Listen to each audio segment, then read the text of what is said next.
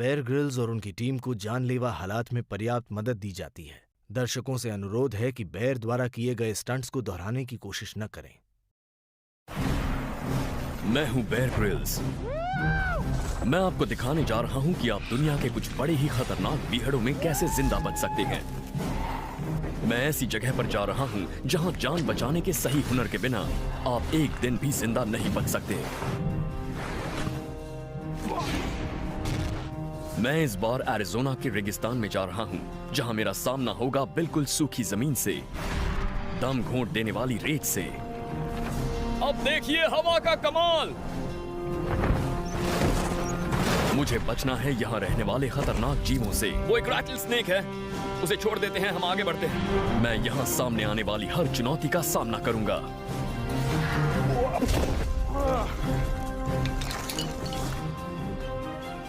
Man vs. Wild with Bear Grylls। Arizona भले ही America का हिस्सा हो, लेकिन यहाँ का बहुत बड़ा हिस्सा एक रेगिस्तान है, और ये रेगिस्तान करीब 2.5 लाख वर्ग किलोमीटर में फैला हुआ है। अगर यहाँ भटक गए तो बुरी तरह फंस गए।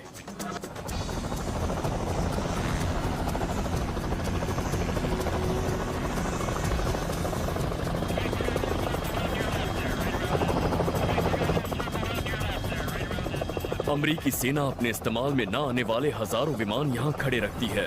रेगिस्तान की हवा इतनी सूखी है कि विमानों पर जंग नहीं लगता। लेकिन जो चीज लोहे के लिए अच्छी है वो इंसान के शरीर के लिए बहुत खतरनाक है। मैं अभी इस दहकती भट्टी के अंदर जा रहा हूँ। ये एक बिल्कुल सूखा रेगिस्तान है, इसीलिए यहाँ दिन के वक्त तो झुलसा देने वाली गर्मी होती है, लेकिन रात में कुल्फी जमा देने वाली ठंड भी। एरिज़ोना में अब तक का सबसे ज्यादा तापमान 53 डिग्री सेल्सियस तक पहुंचा है, तो सबसे कम -40 डिग्री सेल्सियस तक। अगर आप यहाँ भटक गए तो हो सकता है कभी कोई आपको ढूंढ न पाए। हर साल कई लोग यहाँ भटक जाते हैं और सैकड़ों लोग मर भी जाते हैं, इसीलिए इस जगह को हल्के में मत लीजिएगा। और आप इसकी मदद से किसी परिंदे की तरह उड़ सकते हैं। मजा आ गया, ये कमाल का है। लेकिन यहाँ पहुंचते ही जो चीज मुझे सबसे ज्यादा परेशान कर रही है वो है गर्मी। लगता है मैं किसी भट्टी में हूं। अगर आप रेगिस्तान में भटक गए हों और किसी को नहीं मालूम कि आप यहाँ हैं, तो अच्छा यही है कि आप जहां हो वहीं रुक जाएं। लोगों का ध्यान खींचने के लिए ऐसी कोशिश करें कि वो आपको आसमान से देख सकें। ये जमीन पर तो कुछ खास नहीं लग रहा है, लेकिन आसमान से आसानी से नजर आ जाएगा।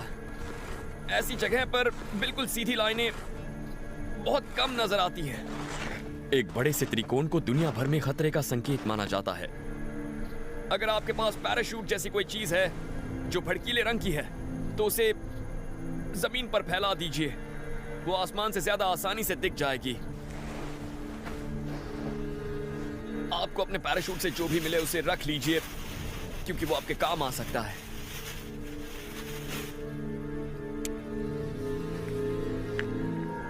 अगर आपकी तलाश के लिए कोई नहीं आता, तो आपको खुद ही यहां से निकलने की कोशिश करनी होगी। मतलब आपको पैदल चलना होगा। अगर आप ध्यान से देखें तो आपको छोटी छोटी पहाड़ियां दिखेंगी। इन्हें स्काई आइलैंड्स कहते हैं।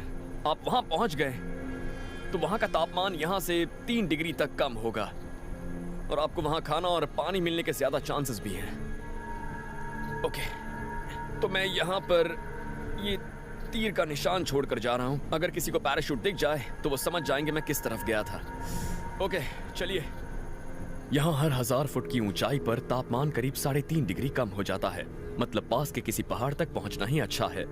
अगर इस तापमान में मुझे जल्दी पानी नहीं मिला तो मैं डिहाइड्रेट हो सकता हूं। ऐसी जगह जान बचाने के लिए 3 का नियम हमेशा याद रखिए। आप बिना हवा 3 मिनट बच सकते हैं, 3 दिन बिना पानी रह सकते हैं, और खाने के बिना 3 हफ्ते जिंदा रह सकते हैं। लेकिन इतने गर्म रेगिस्तान में बिना पानी 3 दिन रहने के बाद भूल ही जाइए। अगर यहाँ जिंदा रहना है तो सबसे पहले हमें पानी की तलाश करनी होगी। हमेशा हरियाली का मतलब ये नहीं होता कि आपको पानी भी मिल जाएगा। रेगिस्तान के पेड़ पौधे नमी की एक एक बूंद सोख लेते हैं, इसीलिए जमीन में कुछ नहीं बचता। लेकिन जमीन में ज्यादा गहराई तक जाने पर आपको शायद पानी मिल जाए। ये काफी गहरा लग रहा है, इसीलिए मुझे किनारे पर जरा संभल कर रहना होगा। ये पत्थर बहुत ढीले हैं, इन्हें स्लॉट कैनियंस कहते हैं और एरिज़ोना में ये बहुत हैं। वैसे ऐसी जगहों पर पानी मिलने की संभावना ज्यादा है जहां पर धूप कम पहुंचती है, इसलिए पानी तेजी से भाप नहीं बन पाता। मैं नीचे जाकर देखता हूं पानी मिलता है या नहीं। एरिज़ोना में जगह जगह इस तरह की घाटियां और वीरान खदानें हैं। इनके अंदर का तापमान करीब 10 डिग्री तक कम होता है, जहां दिन की धूप से बचा जा सकता है। लेकिन यहां अचानक बाढ़ भी आ जाती है, इसीलिए बाहर निकलने का रास्ता जरूर ढूंढ लें। मैं इसके अंदर जाकर देखता हूं। मैं यहां से पानी और चारकोल ढूंढने की कोशिश करूंगा। अपने पास चारकोल रखना अच्छा होता है, इससे आप बहुत कुछ कर सकते हैं। ये जगह इतनी सूखी है कि यहाँ अक्सर बिजली गिरने से जंगल में आग लग जाती है, इसीलिए चारकोल भी आसानी से मिल जाता है। लेकिन यहाँ सबसे जरूरी पानी है। ये तो बिल्कुल सूखी मिट्टी है, बिल्कुल सूखी। ये देखिए, इससे पता लगता है रेगिस्तान में पानी ढूंढना कितना मुश्किल है। यहाँ कुछ नहीं है, चलिए चलते हैं यहाँ से।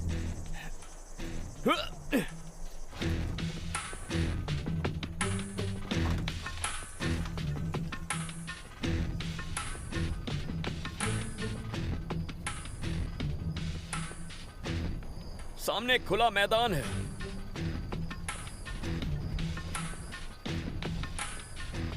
वहां की हरियाली देखकर लगता है कि वहां पर मुझे पानी और खाना जरूर मिल जाएगा।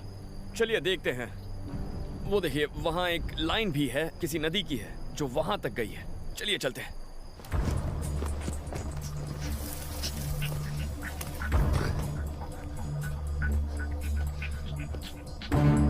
आप देख सकते हैं ये जगह कितनी सूखी है।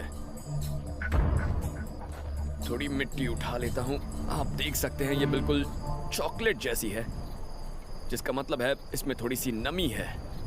मैं ऐसी जगह ढूंढ रहा हूं जो बिल्कुल नीचे हो और छांव में हो। वैसी जगह पर पानी मिलने की संभावना सबसे ज्यादा है।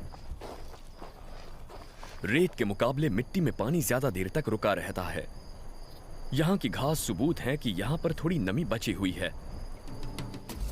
धूप से सतह की जो रेत है वो सूख जाती है, लेकिन थोड़ा नीचे जाने पर नमी मिल जाती है और वहां ठंडक भी होती है।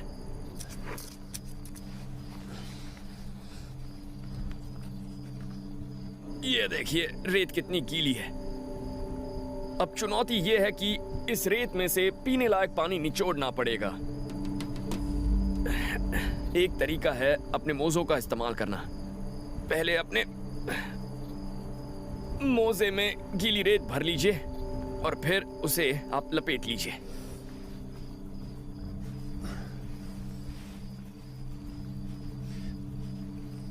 सारी रेत मोजे के निचले हिस्से तक लाइए और फिर मुंह से पानी चूसिए। ये देखिए, पानी मिल रहा है। पानी रिसने भी लगा है। इसका टेस्ट काफी अजीब है, मोजे की वजह से। अगर तापमान 37 डिग्री से ज्यादा पहुंच जाए तो हर घंटे कम से कम 1 लीटर पानी पीना जरूरी है, और ये आसान नहीं है।